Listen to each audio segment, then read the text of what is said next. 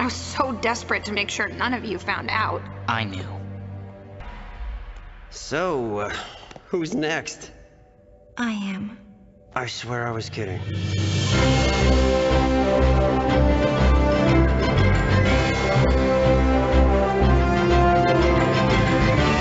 Hey there, Enthusiacs. Welcome back to Hero Talk. I am your host, Judge Greg. Joining me today, I have the Black Dragon himself, Vernon. Vernon, welcome back to Hero Talk. Thanks for having me. It's great to be back. All right. Today's topic is the TV series Young Justice, Season 1. So Vernon, you and I think among all the Enthusiacs, you and I are unique in that we love this show. Absolutely. And I don't think anyone else dislikes it, but I think we're the only ones who actually are seriously in love with this show. Very much so. And so this show it broke my heart because they premiered. And now I grew up much like you did. It's not like we're varying ages here. I grew up with, the Batman the Animated Series, the Superman series, the Justice League, and it kind of... Static Shock. Yeah, Static Shock, which is an important thing to bring up here because that comes into play later. Once that ended, when they kind of ended that whole series, you almost felt like, well, there it was. That was lightning in a bottle. They will never get that again. And then I saw Young Justice, and when I heard the premise, I thought it was the dumbest thing ever. Because, I've heard of Young Justice from the comic books, and granted, what we were sort of presented was kind of an amalgamation of Young Justice and Teen Titans from the comics, but the premise is still there that this is going to be all the quote unquote sidekicks. And I just thought, well, if I want to see Justice League, why are you showing me Young Justice? And I think the genius of it is it kind of because you have all these secondary characters whose lore you don't have to stay as faithful to, and because you put it on an alternate Earth so you don't have to stay super faithful to established DC lore, it let them go places with this show that were just truly interesting, and I really felt like I had seen a show that was really going to be up there with the Batman the Animated Series and the Justice League, and I thought, I now have a new animated show, which is, a little darker. It's meant for kids, but it kind of skewed a little older so that there was something for an adult to see and appreciate from the show as it was presented. Oh, yeah. And then they canceled it after season 2 because, and I'm going to boil this down to the most derivative, and I know there was a lot of there was a lot of factors involved here, but if you boil it down to the bare bones, too many girls like the show. Huh. And so, yeah, I heard that, but I tended to lean toward the and this was more confirmed because NDAs ran out and things like that, and showrunners started to talk. Mattel pulled their funding because they weren't selling enough toys. Yeah. And the girl thing plays into that because it's like, well, not enough girls, bought the toys. If you saw the toys, no one was buying those toys. Oh, they were hideous really toys. Crappy. They were hideous toys. No one was buying those. Yeah, so you cannot say it was because here's the thing I've learned, and we've well established, Vernon, that I have a sickness when it comes to collecting things. Yeah. And I was well into my full deviation of buying all the collectible figures. And if there's one thing I can tell you, and I mean this as sincerely as I can, is that women collect just as much as men do. That whole idea of it's always just the guy and the lonely man in the basement with the giant smelly shirt. No, I've been to the fairs. If the figures were decent, people of all genders would have been buying these figures. But since these figures were hideous abominations of plastic, nobody was buying these figures. And so for the preliminary people to come out and say, oh, well, the demographics kept skewing female, I don't necessarily think that was fair. I think the problem was that, it wasn't maybe being merchandised correctly, although I would say as now somebody who's kind of trying not to collect things and who's maybe taking a little bit more of a mature look at it, I think it's very sad that something needs to be marketable in terms of merchandising for me to see some of these superhero shows, because maybe I don't want to buy the merchandise, maybe I just want to watch the show. Exactly. You just want a good show every now and then, and the toys really don't factor into it. I'm not looking for a decent action figure when I put something on. When I'm watching Arrow, I could care less. I don't want I don't want the three figure set of Arrow and Huntress and whoever else. Deathstroke. It's got to be Deathstroke, right? Of course you got to put Deathstroke in there. Although, is it Mirakuru Deathstroke or non-Mirakuru Deathstroke, because I feel like he was bigger on Mirakuru. Yeah, he definitely was bigger on the Mirakuru, but anyway, so that's a true thing. And now, listen, I love Arrow, and I love the whole DC, the DC television universe. Arrowverse, maybe? I've heard Arrowverse and DC TV. Yeah, I don't like either one of those, lame. But yeah, but anyway, I like the universe, but there is something sometimes where it's kind of nice to be able to watch something that's a little more family friendly, like I don't always want to see them trying to be as edgy and ripped from the headlines and trying to push a point. I just want to see the cartoons, because you can have things like giant plants attacking cities and huge magical fights between a demon and Dr. Fate, like sometimes that's what I want, and I will likely never see a fully realized Dr. Fate in live action, but I can see him in the cartoon shows. Yeah, as the shows stand now, I don't see a live action Dr. Fate happening. I don't see a live action a lot of things with the things that are in this show happening in the live versions. Although I got to be honest with you, I would have never thought I would see a real utilization of live action Hawkman and Hawkgirl. It still looks super weird. I haven't gotten to that, so no spoilers. But no spoilers. It looks really weird. It does look a little hokey, and the way they sort of get around it is that when they don't use their wings, they just go away completely. So they don't always have wings hanging out the back like they do in the comics and in some of the cartoon shows. When they're not all hawkified, there's no wings, so that they can still be normal people. Oh. Yeah, sorry. Where's the torture and the whatchamacallit, the difficulty of melding into normal life and the general populace? You're always going to stand out with wings, but I guess it's not in the budget. Vernon, in the Arrowverse, I believe there's enough angst already. We don't need to add additional angst. We're all angsted out, which is another reason why it's kind of fun to see a show like this, where it's like they turn the angst dial down a little bit for me. There's still some, but not nearly as much. And you expect to see it with a group of teenagers, but it's surprisingly not a lot, and it doesn't take away from anything. Yeah, I like how they didn't, and in fact, and we're going to talk about this moment later, where they basically, I wish Arrow would learn from what this show did in terms of everybody in their keeping of secrets, and how... Everyone's got a secret, and then they learn it's wrong to keep secrets, but then they go right back to keeping secrets. There's so many, every season of Arrow, Oliver's just like, I'm going to have to keep this a secret, and you're like, come on, dude. Have you not learned yet? And then Flash is like, well, I got to keep this a secret, and everyone's keeping secrets, and then it comes around and it bites them in the face, and they're like, well, I learned my lesson, and then they go right back to secrets, and everyone gets so mad at him for keeping secrets again, but they still do it. Okay. Take a breath. So Young Justice, very recently, I believe on November 6th of 2016, so I mean, we're talking within the last few months, they announced they're bringing this show back. Oh yeah. It's in pre-production. They're working on stories and animation now. Yeah, so I mean, given how long these shows take to actually get made, we're probably looking at late 2017, maybe 2018 before we actually see any episodes.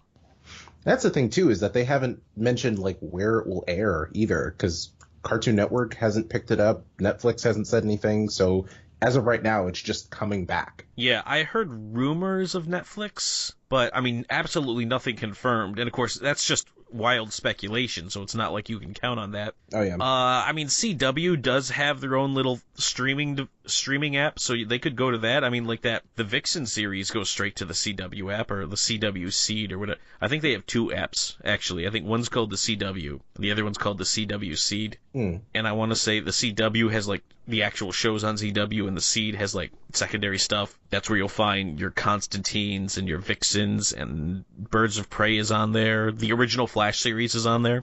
Oh, okay. Which is unnecessary for me because I own it on DVD. But if you haven't seen it, that's where it is. So anyway, I'm really excited for it to come back, especially where they left at the end of season 2. Like at the end of season 2, you do not leave that cliffhanger and say to me, just wait. Yeah, that was too big of a cliffhanger to just like, all right, now it's canceled, so bye. All right, so let's dive in. And before we get too far, I would like to once again remind our listening audience that Hero Talk is a spoiler podcast. Nothing is off the table. Everything is fair game. You've been warned. So, that being said, I think we've already established, I really liked this show. I like how they did things. I like, for the most part, with some pretty significant exceptions, though, how they decided to arrange the universe, how they modeled a lot of the characters, both heroes and villains. I liked the overall tone of everything, and I really liked the cast of characters that they came up with in terms of trying to... You try to make sure that you're not just getting the same people we see all the time, but at the same time, you still need to make it, like, it needs to be relatable. You need to have characters that I've heard of, because you can't just pull out... If it was the Artemis, Miss Martian, and Beast Boy show, you might not get the same audience with, Kid Flash and Robin. And they got rid of a lot of the secondary sidekicks and just really tried to stick to the primary sidekicks, at least through the first season. And I appreciated that. And I really like what they did. And this is huge. I believe this is the first time in that I can ever remember where Icon and Rocket were brought into a main DC continuity. Never heard of them before this.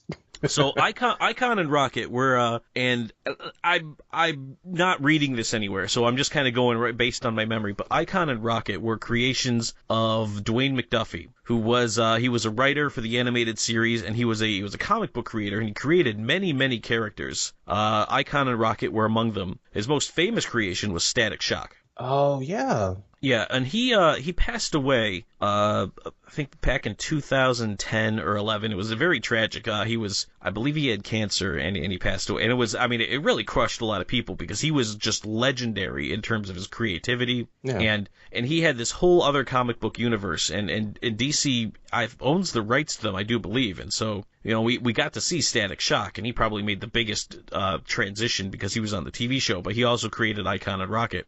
So he was known, he created a lot of black characters, was probably what he was best known for, because he decided, I want to create the characters that I would have liked to have read when I was growing up, and so he created them, and they were very well done. If you ever get a chance to grab a hold of any of his work, I cannot recommend it enough. And Icon and Rocket were probably the best characters he made, but never really got any crossover appeal and never really came into the main DC universe. Now, so when I see them for the first time, and they show up in, I think, a couple of group shots, I see them in the background. And I remember thinking as I look, wait a minute. Was that Icon? What's Icon doing here?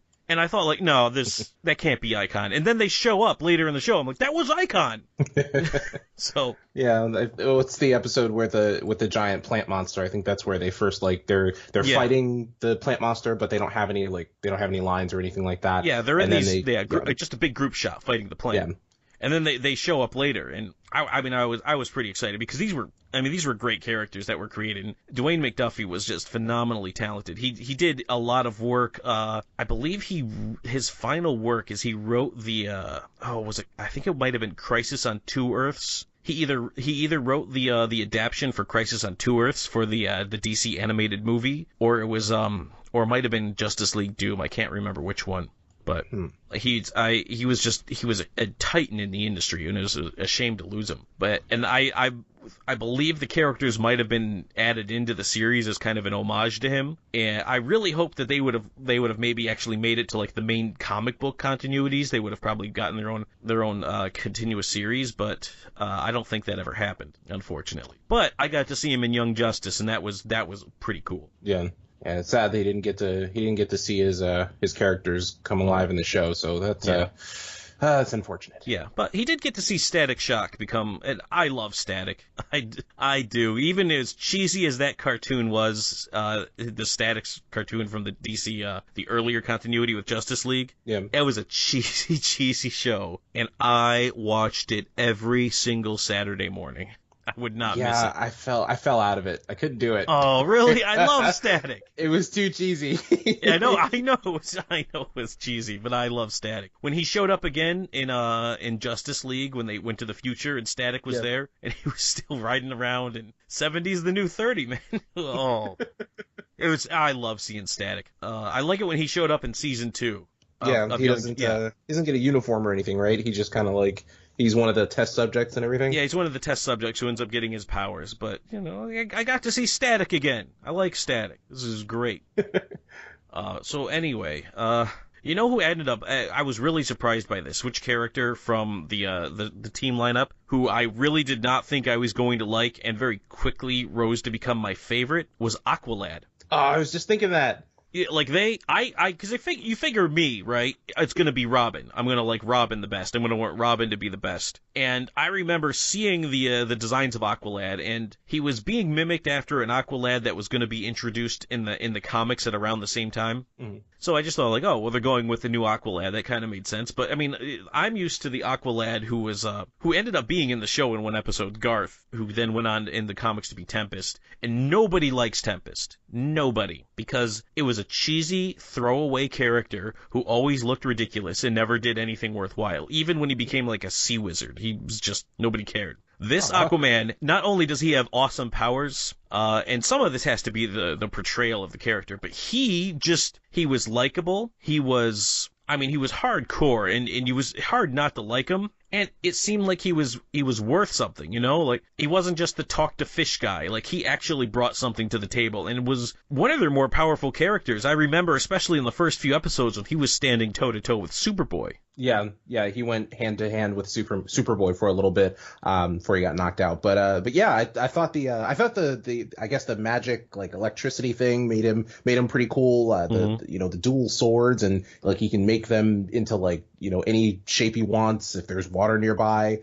Yeah, he's definitely a heavy hitter, and just the way that he is portrayed and the way that Carrie Payton voices him. I really liked his portrayal. He's one of my favorites. Robin, on the other hand, I didn't like him at first. Yeah, Robin ironically had to grow on me. I probably was. I'm a little more forgiving of Robin than most are because he's Robin and I'm a Batman fan. But at the same time, I really thought Robin was going to be my guy. And they had Wally West, the old pre-New 52 Wally West. And I thought I was going to like him because I'm used to Wally West being the Flash. It was kind of nice to, you know, see the younger him. Yeah. But I did not anticipate that I was going to end up liking Aqualad as much as I did. And it didn't take long. It was by the end of the second episode, I think he had very rapidly become my favorite character on the show. And continued to be my favorite character on the show right up through until the show was canceled for reasons that I will never understand. Oh, that's unfortunate.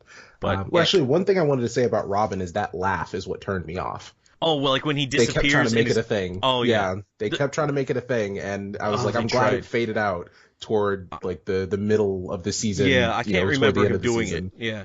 The thing that I didn't bother me so much the first time, but as I was starting to rewatch it, has really started to bother me, was the whole, if somebody says, like, I'm overwhelmed, and he's like, well, let's make you just whelmed, you know, like, and some version of that joke showed up all over the place. Disaster, heavy on the aster. Yeah, but before we move off Aqualad real quick, I do feel like I am honor-bound to mention that we have a Disney Junior connection. Oh. So he did have a one-off part on Sophia the First, where he played Barley, and he was also the voice of Rafiki, who was the baboon from The Lion King. But there's a new show on Disney Junior called The Lion Guard, and he voices Rafiki on that show, The Lion Guard, on Disney Junior. So how many shots do we take? I will call that 2 shots. Okay. Yeah, but I mean, if you look at the guy's IMDb page, it is huge. He's been in so many things: video games, cartoons. He was Drebin in Metal Gear Solid 4 is one that I can think of. I think he's voiced Blade a couple of times. He what other big ones can I remember him from? He was in God of War. He was one of the Spartans. Yep, he played Azrael in Batman Arkham City. Oh yeah. Mm-hmm. Completely spaced on that. All right. Yeah, and trying to think if there's anything else I would remember him from. He gets around, just like Nolan North. Gets around. He's been around. He's.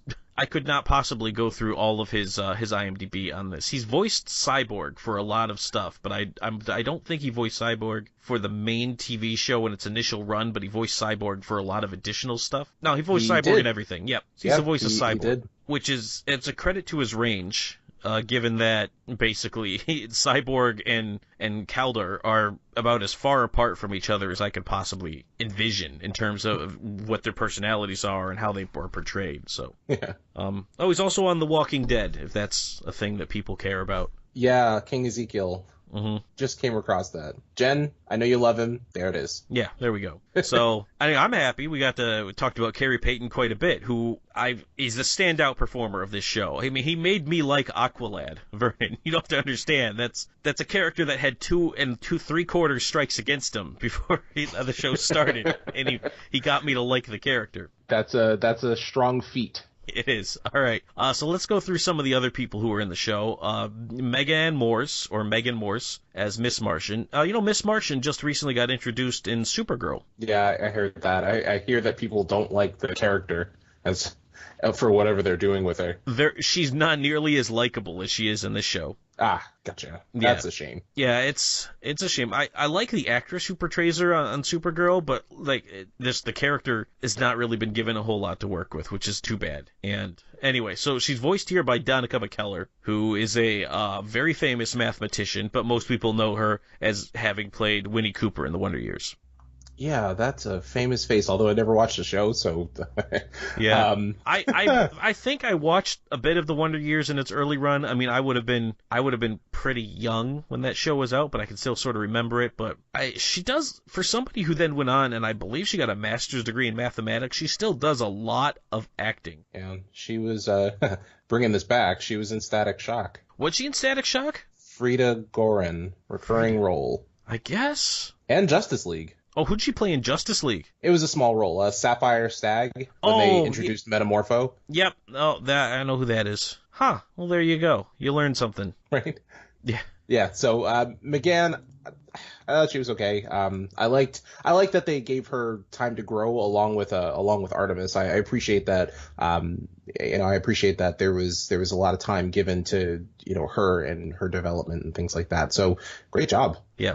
She also currently voices Killer Frost in DC Superhero Girls, which is it's a web series that actually is that for like little kids? It's not for little. Like it skews younger than Young Justice did, because I mean it takes like the superheroes and they put them in high school, and it really follows like Wonder Woman and Harley Quinn and Batgirl and like that. And Supergirl's in the show. So it really follows them around. I mean, I have a 2-year-old going on 3 who absolutely loves Supergirl, so it's kind of nice to have something I could show her with Supergirl in it that isn't quite as heavy as maybe the Supergirl TV series. Yeah.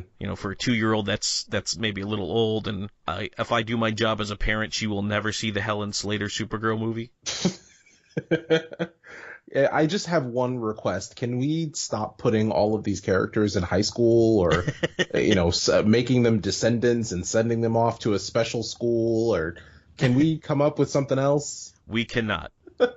All right. So moving down the list, Robin was played by Jesse McCartney. I can't think of anything else this guy has been in that I would have seen. I can see, like, if you look him up, he played Theodore in the Alvin and the Chipmunks, the new ones. But other than that, I can't think of anything he's been in. I know he had a part in the show Army Wives, but I never really watched Army Wives. I think that was on A&E, if I'm remembering correctly. Well, he's done a lot of stuff in Kingdom Hearts games. I never actually played the Kingdom Hearts games. Were they any good? Neither have I. You know what? I played one on the PSP, and I couldn't get into it. Yeah. I mean, it's a great concept in that if I was really into Final Fantasy, I would probably enjoy it because I like the Disney characters. But the problem is like you've taken the Disney characters and you made this RPG with all these Final Fantasy characters, and I don't know who those people are. It's like, created specifically for this universe. Yeah, it was. Anyway, so yeah, I mean, it's Dick Grayson. I liked him better after they made him not quite as so. I mean, he was supposed to be 13 years old when the show was set, right? So yeah, 13, and then I guess 5 years later, 18, they made him Nightwing. Yeah, I liked him a little bit better when he became Nightwing. He was a little bit more serious. Yeah, but I mean, I like Nightwing as a character just better than Robin in general, so I like that. But I was not a huge fan of him in the show, other than I like the character Robin because Robin is related to Batman. But let's move on to Connor Kent, voiced by Nolan North, who I don't think Nolan North has voiced anything you've ever heard of. Vernon? What? No, he's totally unknown. Yeah. This unknown, lowly actor who I think didn't he just win an award on the Games Awards? Look at me being relevant. I don't know. Let me look at his IMDb page because I don't pay attention to that stuff. Yeah, I think I did not see much of the Game Awards, but I did see him. I think he won for like Best Male Performance for Nathan Drake in this really small video game series called Uncharted. Yeah, no one cares about Uncharted. But he voiced Connor or Superboy. Yeah, they really went edgy with Superboy, and they in the comic book Superboy could still fly and do all of Superman's stuff, and he also had this weird like telekinetic ability that Lex Luthor put in there. So I kind of like that in this series. They said because he's half human, he doesn't quite have all of Superman's powers because you don't want to have that one overpowered character like Superman is, and they found a pretty good way to get around that. Yeah, no flight, no heat vision, and he's not as strong. Yeah, unless he puts on one of those shields.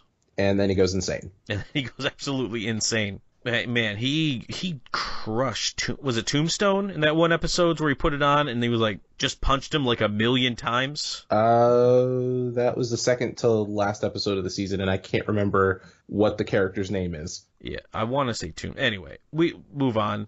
So you have Stephanie Lamelin, I think that's how you say that, as Artemis Croc, or just Artemis. Originally was supposed to be Arrowette. I remember when they announced a lot of the early stuff for the show. Because, I don't know, did you see, like, the initial premiere of the show, Vernon, when they, like, did 2 episodes? No. I didn't see any of the show when it originally aired. Oh, no kidding. I did not know that. Yeah, no, I missed it. My dad talked about it, and I never got around to catching it because I'm not paying for cable. So yeah, I didn't catch it until I'm a pirate, so I downloaded it illegally. And now it's on Netflix. Until you saw it on Netflix, right? On Netflix. That's where I've been watching it since. Advocate that. What are you doing to me? No, I didn't know. Yeah, I saw most of this show in its original run. I saw the entire first season in the initial run, and then through weird circumstances, during the second season, I was moving, and while I was moving, I had to get cable switched from one place to another, and then that cable company was awful, and the DVR wasn't working, so I had to switch to another cable company. So I had a good, pretty large chunk of about 3 months that included just the second through X episode of Young Justice Invasion in it. And given that I had missed that whole chunk, I stopped watching the show until I could catch up when it got to Netflix or whatever. And that didn't get to Netflix until very, very recently. Yeah, it took a long time for it to come to Netflix, and then there was that whole petition about getting people to watch it as much as possible. Yeah, but the first season was on Netflix for a while, and I want to say it was maybe a year ago the second season came on Netflix. So I only just saw the second season. And now we're all better for it. Yeah, and now we're better for it. So it got me all really excited for it again, and then again I got really sad because then it was canceled. Oh. And then now it's coming back, so now I'm happy again. So, but was Arrowette like her original name, and then they changed it before they introduced the character? It's 2 different characters from the comic books. They cast her and they said she was going to be Arrowette, and the character model for Artemis looks a lot like you would maybe expect from Arrowette. Yeah. But all of a sudden, between when the show was announced and they put the first 2 episodes on to when it finally came out, it was shown that it was going to be the character who looked the same, who looked like Arrowette, was going to be Artemis. And they used Artemis's story from the Golden Age, where her parents were both crooks, except like in the comic books, Artemis becomes Tigress and doesn't really become an archer and doesn't work for Green Arrow. So they took that from Arrowette and they borrowed it and applied it to Artemis, but they made her backstory similar. So it was like this weird amalgamation. I did find out while researching Hero Talk that the actual character who was Arrowette from the comic books did have a brief cameo in this series. Do you remember when I can't remember, it was like the Dark Spider, that character that was a very blatant Spider-Man ripoff? Yeah. Who's actually from the comic. He was trying to kill that guy, and the guy's daughter is Arrowette. Oh, no kidding. Yeah. Well, that's pretty awesome. Yeah, but so they just they used Artemis, but they made Artemis into an Arrowette type character. I think it worked. I mean, I liked Artemis in it, and I didn't think I would. Although Artemis is supposed to be somewhere around age 15, right? Yeah. Yeah, so was it really weird to you at one point when her bow broke and she said, "I feel naked," and not in the fun way? You know what I never thought of that? She says that, and I immediately cringed. I'm like, she is 15 years old. Nope, never thought about it. That's not right. Come on. Come on, Cartoon Network. Although Cartoon Network can get away with a lot. Yeah, that's one that snuck by somebody, though. Yeah, it snuck by me all this time until you mentioned it. Oh, I cringed the first time I saw it, and I cringed when I saw it again just now, so I was like, oh. Anyway, so played by Stephanie Lamlin, who was, let's see, she was in the Fallout 4 DLC, The Mechanist. I believe she was the Mechanist. Yeah, you know what? I played a little bit of that, but I never finished it. I got to get back into Fallout 4. Thank you for reminding me. Yeah, I played The Mechanist, but like I still haven't played Farhaba, and I haven't played what? You had to do your New England pronunciation. That's the only way I know how to say those words.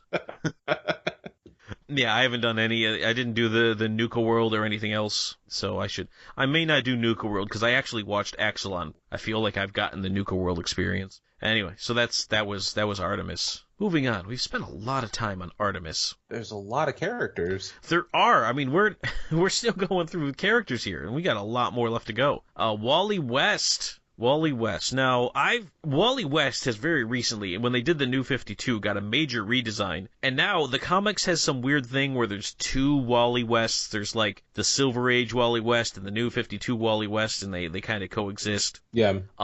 So my preference used to be the classic Wally West until I was watching the Flash TV show. Now, the Flash TV show uses New 52 Wally West. And bear in mind, when I really got into the character Flash, when I really started to become a fan of the Flash, was when Wally West was the Flash in the comic book runs.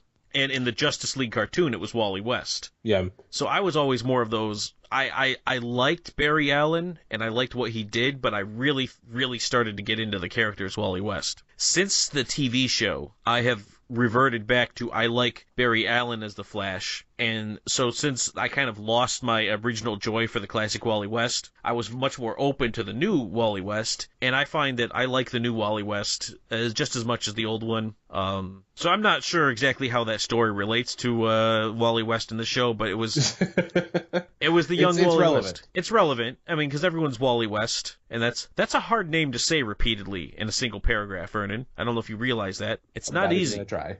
Wally West, Wally West. So we got classic Wally West. But now, again, so to wrap that whole story up, now that I've watched Arrow and Flash quite a bit more, I see the guy and I think, you're not Wally West. There's another Wally West, and that's not you. But anyway, doesn't matter. We got Jason Spizak, or Spizak. I don't know how to say his name, and I apologize.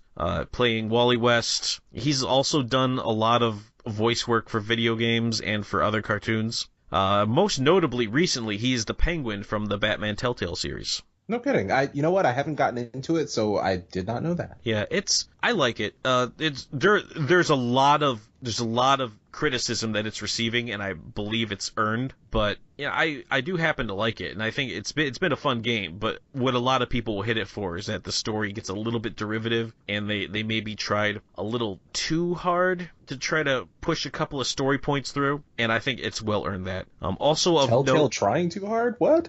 Yeah, yeah. It didn't quite work as well as it did with The Walking Dead. Also of note, he voiced Razor in Green Lantern the Animated Series, which premiered actually alongside with Young Justice, and I believe was the second half hour of the DC Action Hour is what they called it. Yeah.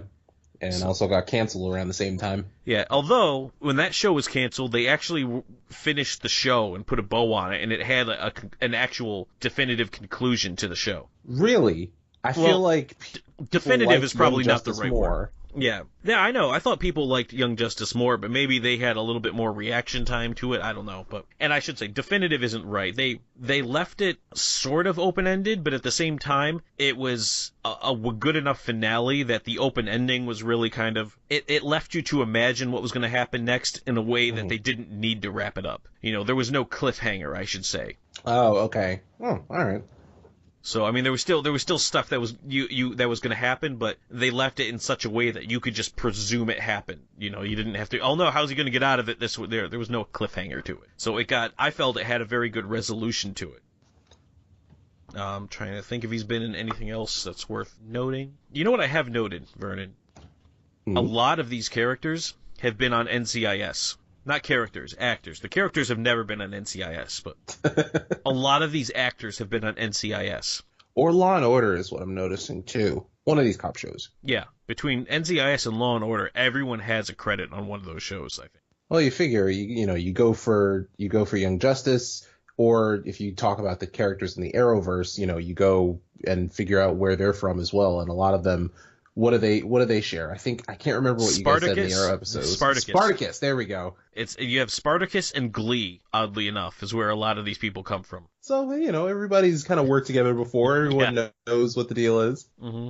All right, so let's talk about some of the Justice League for a while. And I guess we should probably talk about Speedy, Red Arrow, Arsenal, I don't know what you want to call them. Yeah, Red Arrow. Red Arrow. So Crispin Freeman was the actor who portrayed him. I liked Red Arrow in this, or whatever you want to call it. This character in the comic books just is usually the punching bag for all the worst storylines that they don't know what to do with. But yeah. So, is he just a throwaway character most of the time?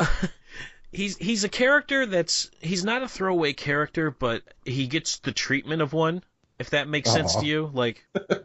There was this horrible story, and I want to say it was 2012 or 2013. It was gut-churningly awful. The character classically in the comic books has had a drug addiction. Yeah. But they brought the drug addiction back in this awful way. It did not work at all. And at one point, I believe he was carrying around a dead cat with him that he was trying to protect. Jeez. Yeah. What the hell, DC? Yep. So, anyway, this guy's been in a lot of stuff that people would actually recognize. Of note, in the new series that's coming out, Justice League Action, he's going to be the voice of Martian Manhunter. For those of you who like Overwatch, because that seems to be a popular game these days, he's the voice of Winston, who I think is a giant gorilla, maybe? Do you know? Yeah, that's the character. I feel like that was the most anticipated one when the game was coming out. Mm-hmm. Well, he's the voice of Winston. Cool. He was Firefly in Arkham Knight. Nice. And it's a ton of video games. I could go through all the ones that I think people would have heard of, but there's too many of them, so I'm not going to list them all. Yeah. Although it's interesting, he played in the Marvel Heroes video game, he played Pyro, and then in the Batman games he played Firefly. So they figured it would translate well, because he's played a fire-based character before. Apparently his voice really lent itself to fire-based. I don't know what we're talking. All right, let's talk about Batman. Okay. So Batman was voiced by Bruce Greenwood, who is probably most notable, I would think for my listening audience, most people would know him as Commander Pike from Star Trek. Like the most recent series? Yeah, the reboot, the 2009 movie. Yeah. He played, I said Commander Pike. I think he was actually Captain Pike. Yeah, so he was Captain. the captain of the Enterprise, before Kirk was captain of the Enterprise. And he shows up again in Into Darkness. I don't know if he was in the new one.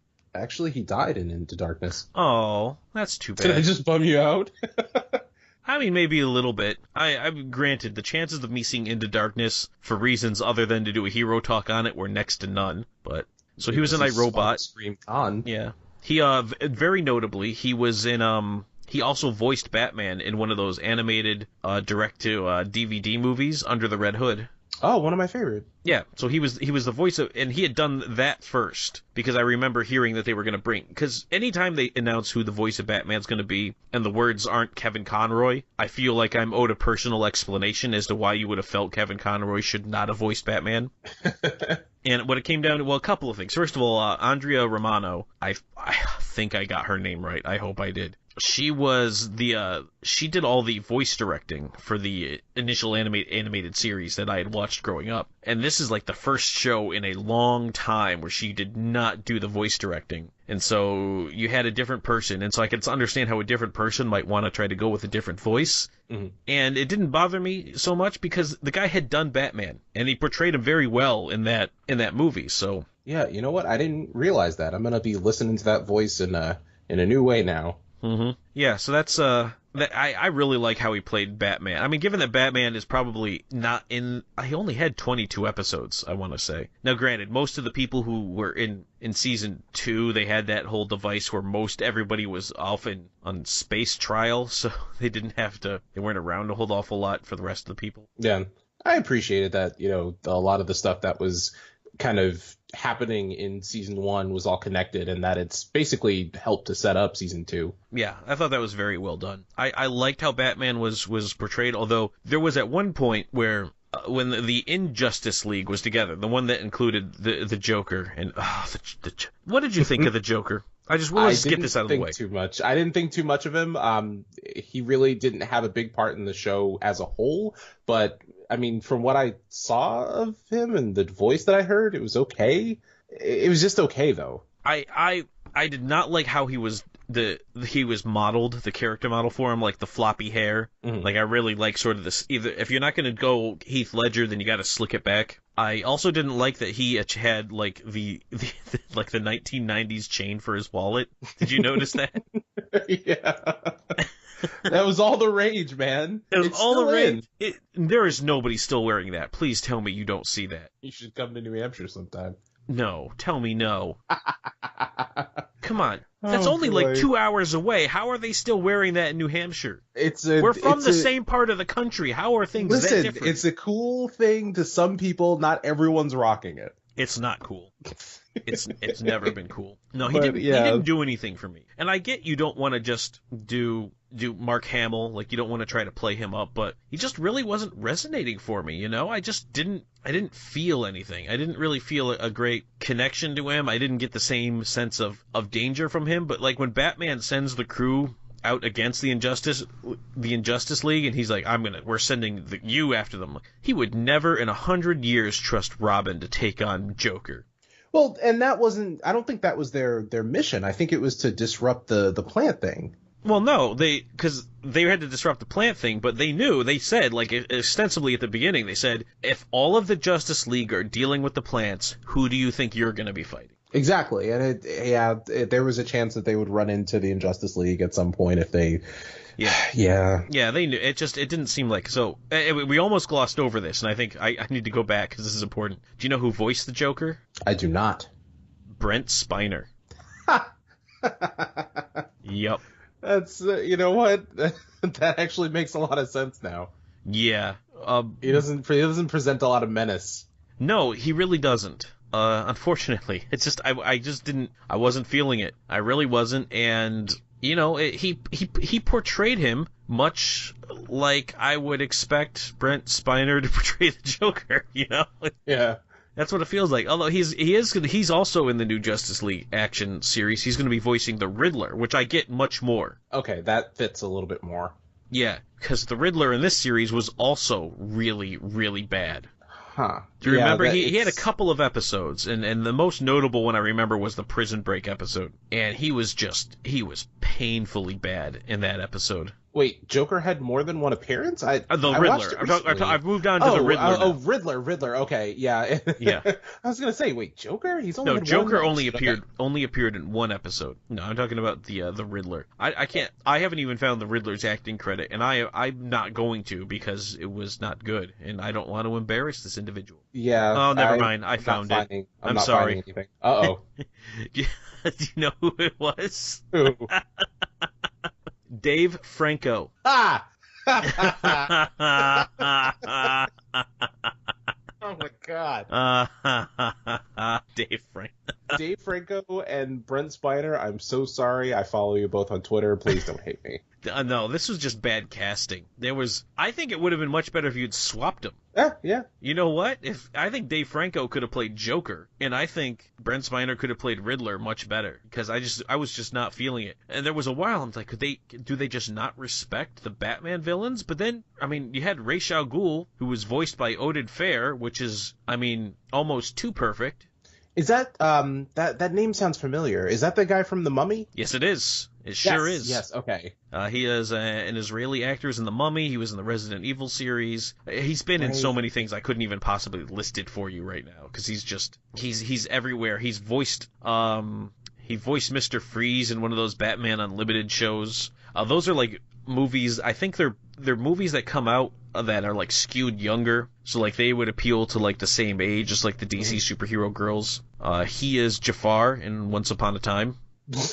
I don't watch that show. Of course. I mean, it seems like that's a show I should watch because it's, you know, like a primetime adult drama with Disney characters in it. Yeah. So you would think that I would be all over that show, but I just couldn't get into it. Yeah, it's not. It's a shame too. Doesn't that seem like the sort of show I would be watching the crap out of? It seems like it would be interesting, and it's popular. Like It's super popular, and Anna and Elsa are in it. Oh yeah. You have no excuse. Yeah, I don't know. No I don't know connection why to I the show. haven't gotten into that show, but man, I should be watching that show. Yeah, no, it's super popular. I don't see it going down anytime soon. This actor was also Dr. Fate in the original Justice League cartoon. Oh, that's right. That's right. He was. I had almost forgotten that. Yeah, so that's interesting little tidbits about where these actors are from. Yeah. All right. So we are running painfully low on time left here, so we're just going to try to hit some of the highlights. Oh, 'cause there's so many actors left. Holy cow. So Green Arrow was Alan Tudyk of Firefly fame, and I mean he's been in all kinds of stuff. I don't know what else he was in Frozen, if you care about that. Did not catch Alan Tudyk. Yeah, he did not have a super large part, but he was in Frozen. Captain Marvel, Rob Lowe. Well, it was Rob Lowe for 2 of the appearances, and then it was his brother Chad Lowe for the rest of them. Oh god. Yeah, let's see. Kelly Hu played Jade Yen, also known as Cheshire. Did I say that right, Glenn? Kelly Hu played Cheshire. I'll fix that in post. Who else we got? Any other Danny Trejo, Bane. Danny Trejo was Bane? Yeah. Oh, I didn't see that. Man, I love cool. Danny Trejo. Lacey Chabert as Zatanna. A Mean Girls alum. A Mean Girls alum. Yep. Party of 5 alum. Always important. Anybody else we really need to give some mention to before we? No other names that I'm seeing here. Yeah, nobody's immediately jumping off. You know who we probably should mention is Mark Rolston played Lex Luthor, and he's a character actor, but he's been in like a lot of really good movies like Shawshank Redemption and The Departed and Aliens. Yeah. So we ought to mention him because he's definitely paid his dues. He was the voice of Lex Luthor in Batman Arkham Knight, as well as Deathstroke and Slade Wilson, and again in Arkham Origins the same way, which was a horribly, painfully, almost criminally underused character in both of those games. Oh, Lex Luthor I almost said Deadshot. Deathstroke. Yeah, Deathstroke. He had the best boss fight in Arkham Origins. I mean, the best boss fight of any of the Arkham games. But as much as they played him up in all of the promotional material, you thought he would play a bigger part. But he's the first boss fight. And he's like in the very first part of the game, and you beat him, and you keep thinking he'll be back, and he's not. Nope. And then in Arkham Knight, I don't even want to talk about what happened in Arkham Knight. I don't want to think about it. Tank battles. And you finally beat the tank, and you think, all right, now I'm going to fight. Oh, no, it's just going to get settled in a cutscene. Take him to jail. Yeah, with his grenades and stuff on. What a stupid... Phil Lamar, the Reach Ambassador and Green Beetle. Oh, okay. Well, that's season 2. Oh. Yeah. No, didn't he play somebody else in season 1? He played Aquaman. Really? Phil Lamar was Aquaman. And this is a voice actor who's done a ton of stuff. He was an amazing... He did Martian Manhunter for the Justice League series, right? Am I remembering that correctly? And he was... No, he did Green Lantern for the Justice League series. Shoot, what am I talking about? Get my facts straight. Let's see who else we know. Wait. Before we can't leave Phil Lamar yet. Oh. Because he also provides several voices as 2 characters on The Lion Guard on Disney Junior. Goi Goi and Shingo. Both of those characters, and then he does additional extra voices for The Lion Guard. So that's 4 Disney Junior connections right there for one actor. And how many shots is that? Just finish the bottle. Fair enough. Finish the bottle at home, everybody. Don't actually do that. Seriously, don't do that. Please, God, don't. I don't need that on my conscience. He voices Lucius Fox in DC Superhero Girls. Uh-huh. Let's see, he voices Brainiac and the Lego DC Superhero videos. I can't list everything he's done. We don't have that kind of time on our hands, Vernon. You started it. It's my fault. I had to throw in the Disney Junior connection, and then I went back to his page for that. No. All right, Phil Lamar. I'm actually trying to make sure I get it right who he played on Justice League, because I want to say that he played Green Lantern, but then I just said he played Martian Manhunter, and if I don't get that right... He was Green Lantern, not Martian Manhunter. So who played Martian Manhunter? I cannot remember. Well, that's important now. We need to get that settled. two people, actually, two actors I want to just mention because they're part of my video series. Gray DeLise and D. Bradley Baker both provided voices both for animals and one character in the Forever People. They are both voice actors. Oh, and Mae Whitman also comes in the second season. Those three voice actors are from Avatar: The Last Airbender, if anyone watches my videos. Mae Whitman also was popular on Arrested Development. Yes. She played Anne, and she was in Scott Pilgrim vs. the World as, I think, Roxy was the character's name. She is also the voice of Tinkerbell on Disney Junior. Take a shot. Oh, my God. Get another bottle, folks. And let's see what else she's done. She was on the show Parenthood. Never watched it. That was the one with Coach. I can't think of the guy's name. Craig Coach T. Nelson. From New Girl? No, Greg T. Nelson, I think. Oh. All right. Renee Auberjonois, Odo from Deep Space Nine. Oh, yeah. I mean, he was unmistakable from, the first episode as Dr. Desmond in Blockbuster. Oh, yeah, that's right. That's right. So I believe I've located the actor who played the Martian Manhunter. We are fully on another show now. Yeah. I'm sorry, but if we didn't get this right, it was just going to be painful. It was John Jones was played by Carl Lumbly on that show. So Carl, I'm really sorry that I screwed that up. And I gave Phil Lamar credit for your part on that show. That's on me. But we made it right. I made it right. I made sure I gave you some credit. And so the character Martian Manhunter currently played by David Harwood on Supergirl. You see how I'm tying everything together? Everything is going well. Everything's tied into other things. So we're doing well. NCIS is in there. We've got the live action shows. Oh yeah, I think people are learning so much on this. This is such an educational hero talk for everybody. Is there anything else we want to talk about in terms of all right? Young Justice season 1? We need to at least get off the cast. Let's talk about. Is there any major story points you really wanted to bring attention to? I'd like to just mention that I really appreciated that there was smart writing here. Everything was either a distraction for the team or something led to a greater goal of some sort that the team really didn't understand right away, and that it all culminated in the last two episodes of the first season, so that if they didn't get a second season, at least there was vague mention of the next phase of the plan. But if that was it, then you'd get a cohesive story, and there wasn't a lot that was left hanging. And I also like the team dynamic. Just everyone was given time to shine. Everyone, at least of the main 6 team members of Young Justice, had at least 1 or 2 episodes to really for you to really get to know them. And there were characters that kind of dipped out, so you got more time with the other characters. And I like that, that they were, giving a good amount of character development to everyone. And so by episode 25, The Usual Suspect, which is my favorite episode, where all the secrets are revealed, and Artemis and Connor and McGann, they're revealing their connections to the bad guys and things like that. And they're such a well-tuned team now, so that when they're checking out the crashed plane and everything like that, they're looking for Cheshire, and they get ambushed, but they kind of figured it was an ambush. So they've been working so closely together throughout the season that up to this point, when Calder says go, they all know their jobs and they get right to work. I did notice that. All Keldor has to say is go. Yeah. He's like, are we linked? Go. Let's do this. Yeah, so not that I want to just put a stranglehold on the conversation and bring it back to the cast, but I feel like I made such a big deal about Icon and Rocket. We should probably mention who played them. Oh, sure. Yeah, so Denise Boot played Rocket, I should say. I almost said Icon. No, she played Rocket. I've seen her in a bunch of stuff. She was on the show Meet the Browns.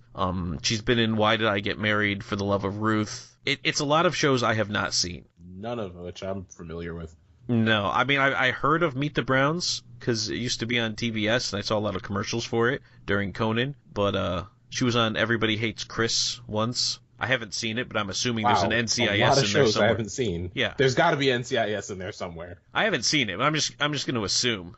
some an NCIS. And then Icon was played by Tony Todd. Now, Tony Todd is the Candyman. Do you not know who I thought that Nope. was a big moment for me there, Vernon. You just no-sold it. I'm so sorry. I deflated your moment. Oh, the Candyman. Yeah, the Candyman, the 1992 horror movie type thing. No? Oh, that guy. I just looked him up. Yeah, he was in Platoon, The Rock. Let me think who he was. I think he was in On the Flash. I think he played Zoom when Zoom was doing his voice and like still had the hat on, because when Zoom took his hat off, he was somebody else. Yeah, he was the voice of Zoom, because Zoom was actually somebody else under the hat. I won't spoil it. I could. It's a podcast. It's a spoiler podcast. I just won't. It's a little off the beaten path for people. Oh, I see here. He grew up in Hartford, Connecticut. I went to school there. Mm-hmm. Well, there you go. Did you know him? I almost fell for it. Let's see. He was Dreadwing in Transformers Prime. This guy has been in a lot of stuff, and we very almost just went right on over him without actually mentioning all of the massive. I mean, he was in 24.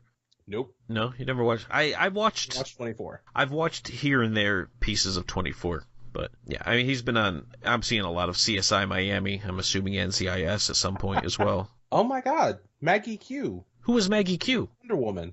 Well, Maggie... She had so few lines. Yeah, it's hard to pick her out. That's one thing that really stuck out to me when I was watching it just for this podcast, was how few lines that Maggie Q actually had in the show. Like Wonder Woman just didn't talk all that much. Yeah, not really. She got maybe 2 episodes. What are you going to do? Well, when you figure the show is Young Justice and Wonder Girl wasn't in the show for the first season, she doesn't have a protege there. You know what I mean? Yeah. So there's no point for her to be showing up, not like Superman. We never mentioned who played Superman. Was it anyone important? I thought they were both, I thought Superboy and Superman were played by Nolan North. Were they both? I didn't even bother absolutely. looking up Superman. Is that bad? Should I have looked up Superman? Yeah, voiced by Nolan North. Both of them. Well, that makes sense. You figure they're clones. Yeah. Well, Superman isn't a clone. Okay, you're right. That was poorly worded.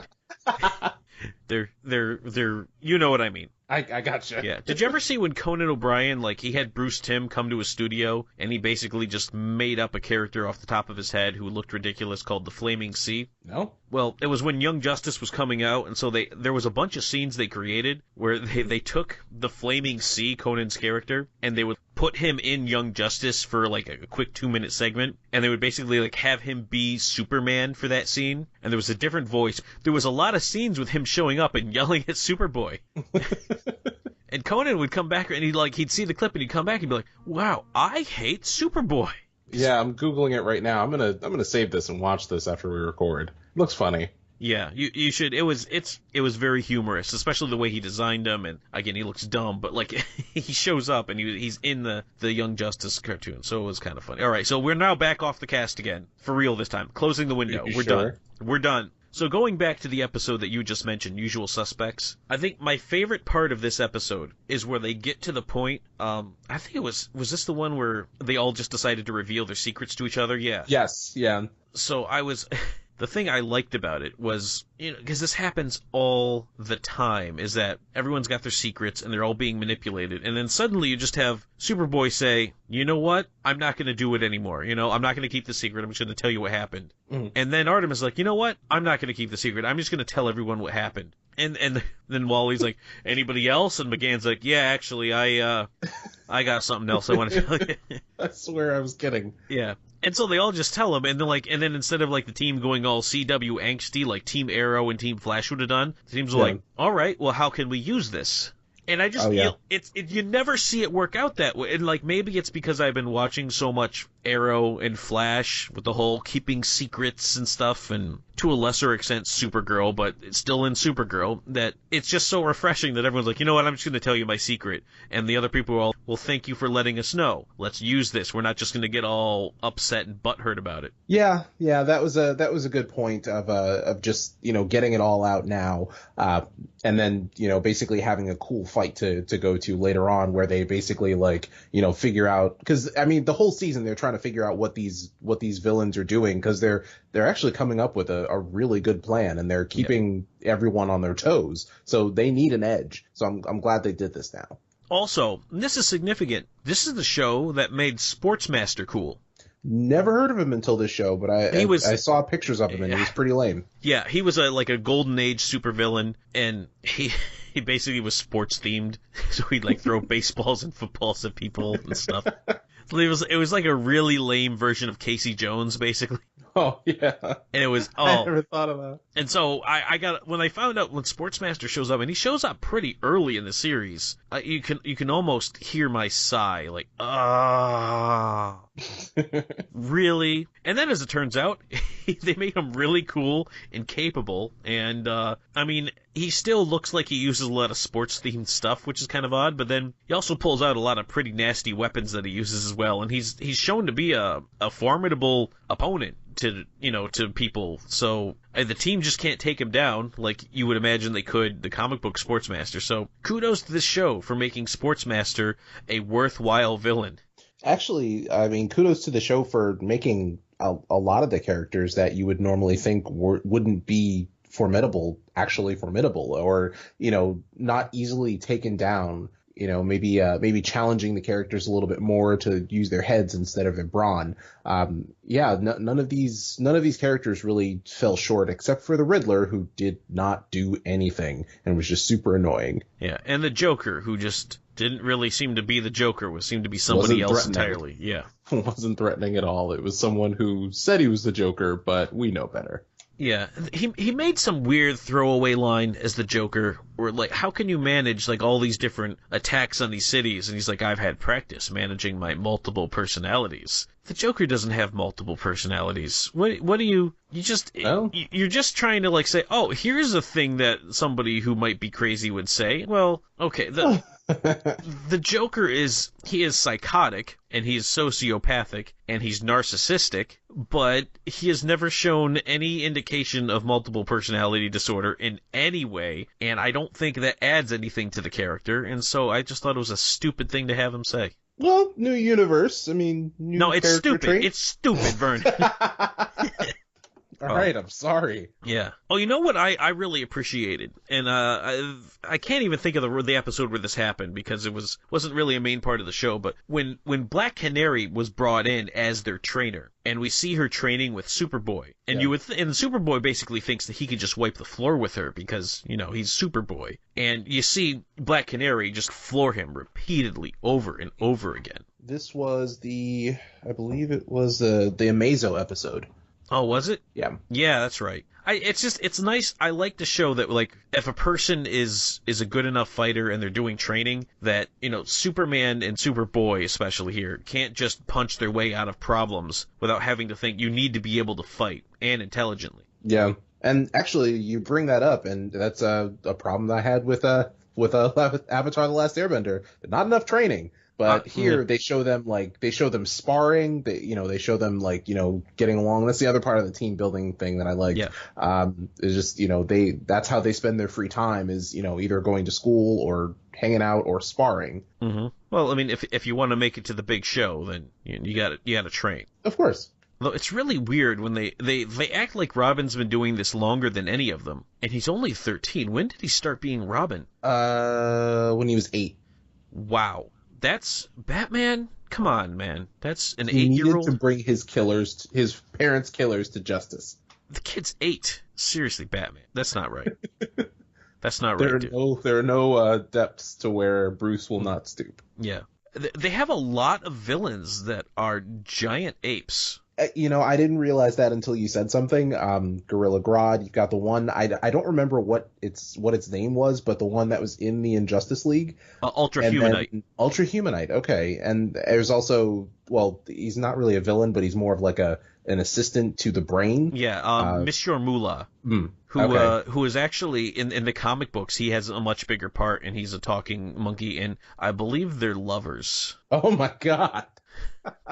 I don't think I'm just making that up. I think that's a thing, but it's possible my brain would have blocked that if that was a thing, so I'm not really sure where I'm getting that from. But yeah, I want to say that in the comic books, they were lovers. I don't want to think of the logistics of that. I mean, listen, if a brain wants to love a giant ape, but... It's the brain's prerogative. Yeah, I just don't understand how that works. Just the mechanics of it. You don't need to. Yeah. I mean, it's a brain, so it gets all the sensory stuff. Oh, man. Yeah, again, that's the brain's business. That's just leave it at that. Yeah, so I was kind of sad to not see King Cobra anymore.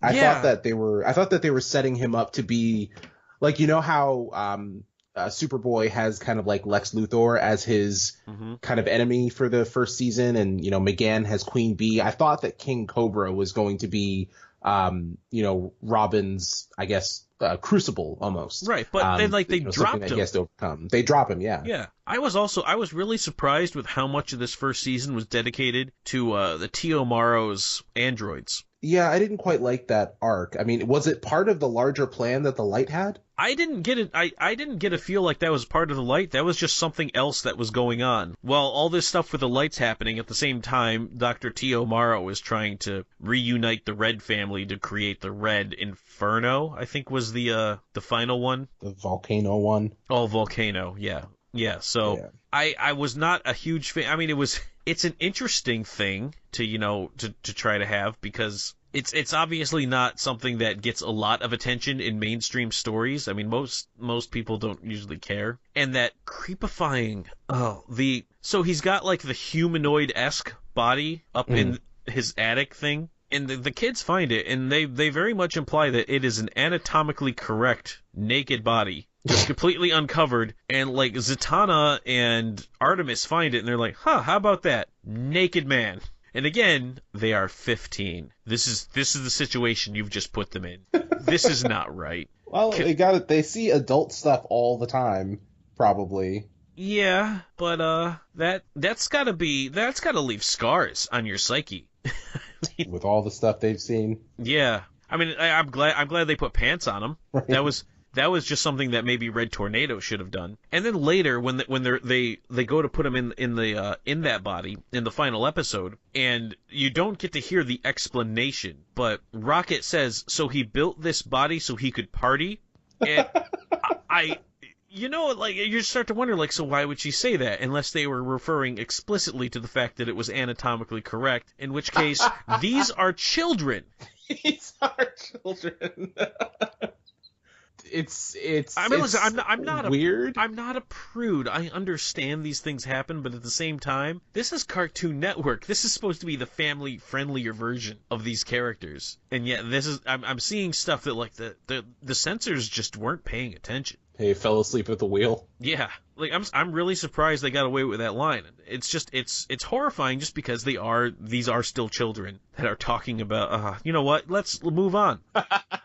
It's okay. But yeah, now that final episode that had a really great way. First, you get Starro making his appearance finally, because Starro always has to show up somewhere. Somewhere, some way. Now, that's the that has like mini stars and they like latch to your face, almost like face huggers? Yes. Yeah. Oh, it's creepy. I'm glad they didn't do that here. Yeah, I'm so glad. I don't like when they do that. I prefer the whole biotech sinking into the skin thing was much better and much preferable. And I definitely liked how it kind of pitted them against each other, so you actually got to see the team having to go up against the Justice League. And I appreciate that they didn't just show like, see, we can stand up to you. Like they had to basically be extremely careful and extremely accurate in their attacks and hit multiple of them at once, because they made it very clear, like, we couldn't just face up against the Justice League. We needed a lot of things going in our direction, and we needed to be very on the spot with our attacks, and it showed that that's how they were able to pull it off. Yeah, they're having a lot of trouble. Well, I mean, it's nice to see that Calder didn't kill Flash, Green Arrow, and Aquaman, that he was able to hit the button in time, or else they'd have been sucked out into space. Yeah, that plan was definitely...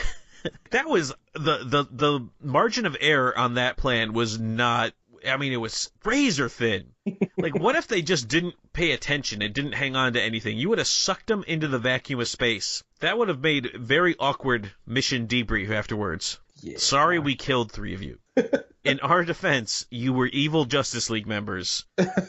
What do you want from us? Oh, you know what was a good episode was the failsafe, where it was the no-win scenario. Yeah, they're the Kobayashi Maru of the Justice League. Yeah, which I don't understand why they wouldn't just put him in a hologram. I mean, they have that technology. Yeah, that's the thing, is they do have specifically that technology. But I mean, I guess I kind of get it. But then with Miss Martian and being in the mental world, it seems like in that particular case, you wouldn't want Miss Martian running the psychic link. You would want the Martian Manhunter, so that he could keep a higher level control of what was going on, instead of letting Miss Martian do it, so that she's given that she's personally involved, something like this could happen. Well, the thing is that he was running it, and then she took over because she's so much more powerful. Oh, yeah, that's right. And then she Artemis's death, like, you know, it freaked her out so much that she hijacked everyone. Oh, that's right. Okay, I misunderstood. But yeah, you're right. That makes more sense. Just forget what I said. But yeah, like, not involving her would have been sufficient, but they didn't know the extent of her powers. Like, she's super powerful. Well, they didn't know she was a white Martian. He did. He did? He did, yeah. I don't... Oh, did?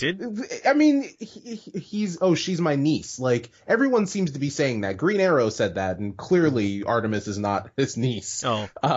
Sorry. Well, because in the original comic, I remember when she debuted, and when she had debuted in the comics, her being a white Martian was supposed to be a big secret. Yeah, and it is, but... I mean, it is from the team, but I don't think Martian Manhunter knew in the comics that she was a white Martian. I think she had kept that from him. And so I had presumed that she had kept it from this one, but you're right, like, there's nothing that explicitly states that he wouldn't have known that. Yeah, but how would she have kept it a secret from him? Maybe Martians do family stuff a little differently than we do. Maybe. I don't know. But I remember that was kind of a key plot point, is that she didn't tell him that she was a white Martian, and the reason why he didn't... And so it made sense to me, because white Martians are routinely portrayed as being far more powerful than the green Martians, and that would have been why she would have been able to take over psychically the link, because if he didn't anticipate her white Martian powers, he would have been overpowered. That's a good point. Well, I mean, maybe. It never really got fully established, and so you're right, given that he just said, like, this is my niece, there you go, it's very likely from that portrayal that he would have known. Yeah. Maybe he took her in or something, and then just decided that would be the code or whatever, that would be the secret. Yeah, white Martians are ugly. They are definitely terrifying. Like when Superboy's holding her hand, I get it's a sweet moment, and I get he loves her for what she really is, and you know that beauty is in the eye of the beholder. But they are ugly. I'm sorry. Well, Superboy's willing to hit that, so you know more what? Credit to him. Superboy, it's true love. That it is. It has to be true love, because there's no other explanation. I mean, what do you make of Artemis and Wally? Artemis and Wally? I mean, I think it's fine. I mean, it was a little over the top, especially in the last episode when it was New Year's Day, and so they all had someone to kiss, and you realize they had all paired off. Yeah. And you thought, like, okay, now wait a minute, that's come on, this is too easy. Yeah, but.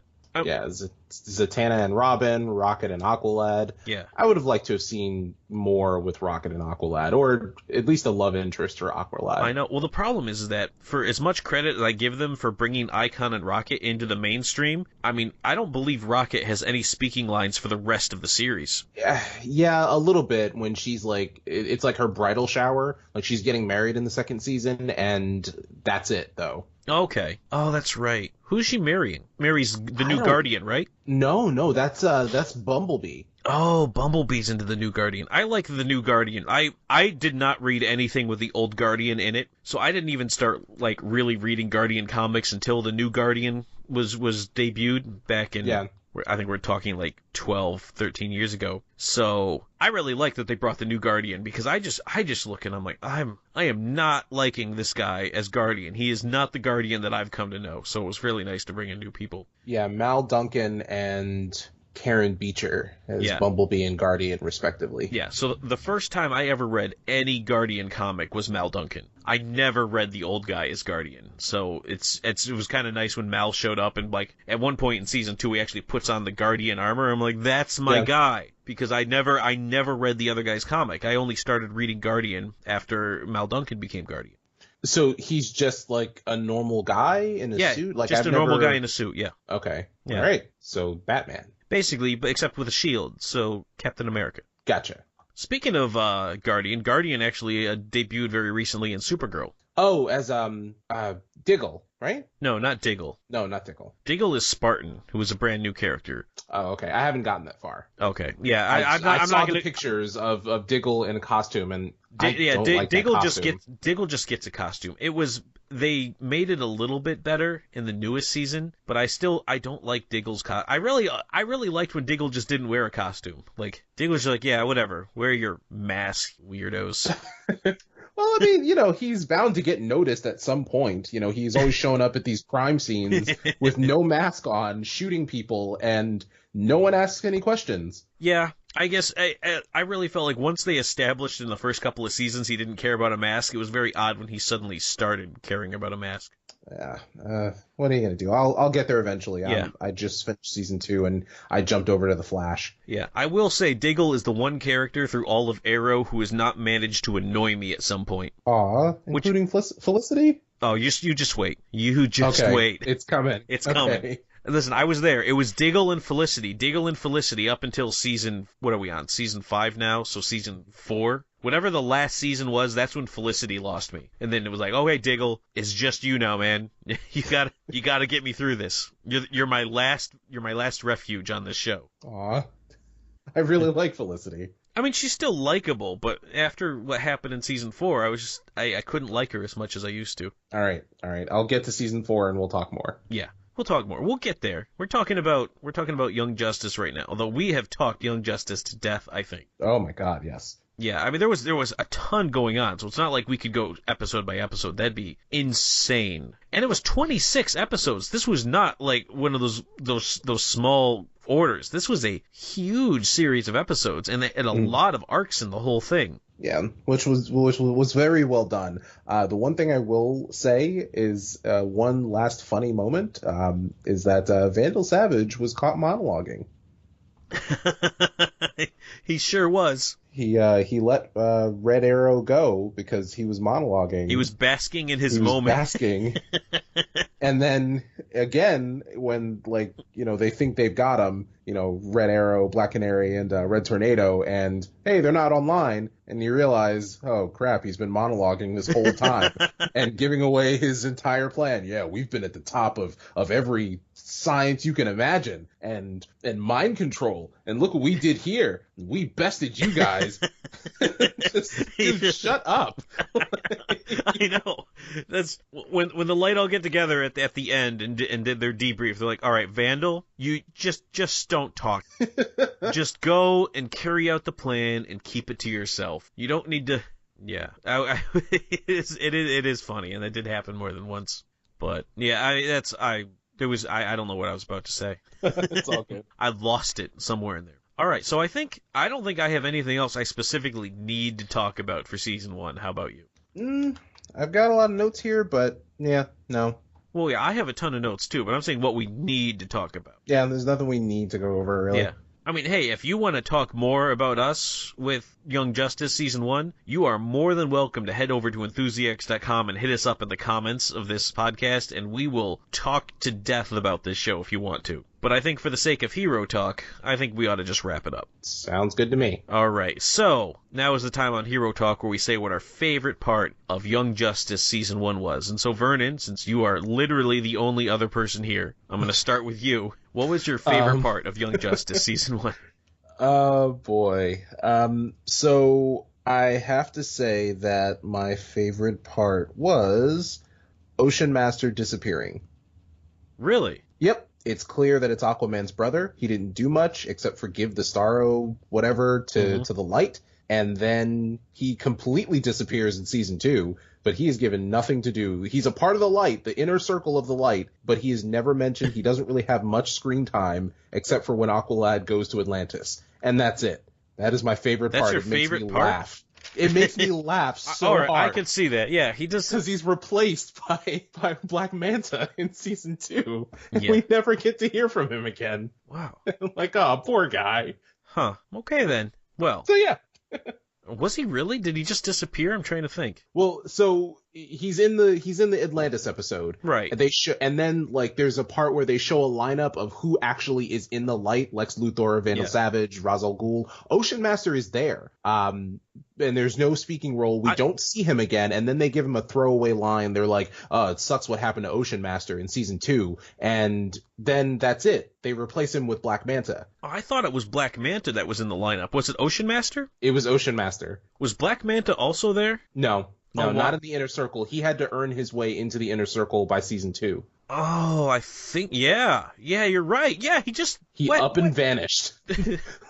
I think there's a tie-in game that explains it's like Xbox 360, PS3. There's Young Justice Legacy? Yes, yeah, there's a tie-in game that explains kind of what happened to him, but if you didn't know that there was a game, he just disappeared. I had somehow completely missed that, and it maybe put it. In my head, I thought Black Manta was in the light, but yeah, now that you're mentioning, yeah, Ocean Master just disappears off the face of the earth, and suddenly Black Manta's the guy. Yep. Oh, that poor guy. That ain't right. All right, yeah, so somehow disgraced and replaced by Black Manta. Well, unfortunate. Black Manta doesn't get a lot of love, so I'm more than willing to let Black Manta get in there. Yeah, why not? Yeah. All right, so my favorite part, and we actually talked about the part, but I just want to say my favorite part was in The Usual Suspects, when everybody just completely exposes all of their hidden secrets in one fell swoop right there in the hangar bay. Like, oh, by the way, I did this, and I did this. And nobody's even mad about it. Like, yeah, so Cheshire's my sister, and that's how she got away from me, is because I didn't want anyone to know she was my sister. And everyone's like, oh, well, what are you gonna do? But they ran with it. Yeah, I really liked it. It's so refreshing because everyone just accepted it. There was no reason to get super mad about it. There was no reason to dwell on it and go, I can't believe you kept secrets from me again, Oliver. It was just, all right, everything's out in the open. Some PSD or PTSD from Arrow and from the Arrowverse. Yeah, I had a bit of a flashback to every other episode of Arrow, but it was just so nice to finally be like, okay, you know what? I'm not going to keep a secret. I'm not going to wait until it gets spilled for me. I'm just going to tell you. And then everyone else was like, you know what? I'm going to tell you. And so it was so nice to see that whole thing play out with, so they just all came clean. And there it was. And then it worked out for them because that's how they were able to take care of things, because they got the jump on them, because they were all just honest with each other. Yeah. And I thought after some 5 years of everyone in the Arrowverse keeping secrets, it was just nice to finally have people just say, no more secrets. Yeah, we got a job to do. Yeah, so that was my favorite part. So now we got to score it. So Vernon, again, literally the only other person in the podcast. What would you score Young Justice Season 1? I would score this one missing Ocean Master. Oh, poor missing Ocean Master. So I would score Young Justice Season 1 as naked, but in the fun way. They're kids. But they have robots for when they need to party. Oh, I can't keep Jesus. That's wrong. I can't keep that in there. No, you have to keep that in. I can't keep that in there. Oh, no, we got to take that out. Oh. I'm going to still keep naked in the fun way. Fair enough. Anyway, all right. So I guess all that's left now is for some final thoughts. So Vernon, it's your soapbox. Final thoughts. So I've got a lot of things in the pipeline. I'm really excited about them.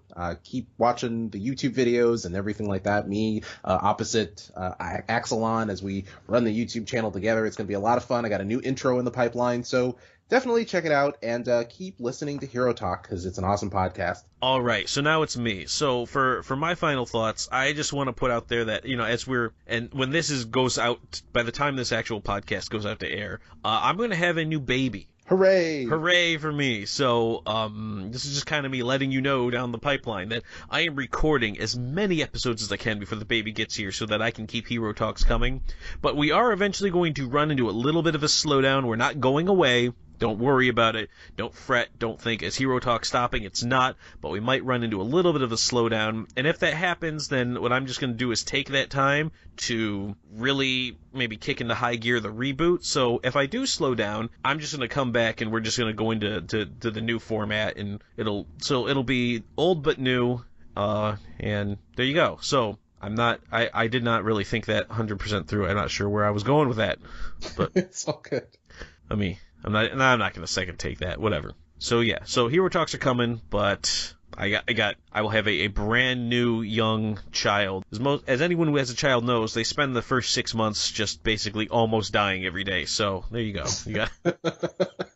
They are unable to be left alone without killing themselves. So that's gonna be where most of my time is spent. Daddy loves you. That is a horrible thought. I can't leave that in either. I mean, that got dark. Wow. Hey, sometimes we gotta go there. All right. So, anyway, that was Hero Talk. Vernon, thanks for coming on. Thanks for having me. All right. If you want to check out more podcasts, including our sister cast, Point Streak and Behind Line Radio, or if you want to see any videos, Let's Plays, reviews, interviews, go to Enthusiacs.com. We're also on Twitter, Facebook, and YouTube. Just search for Enthusiacs.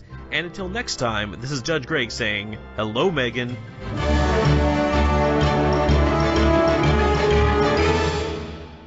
Well, thank you very much. So now it's my soap. I can speak, I promise.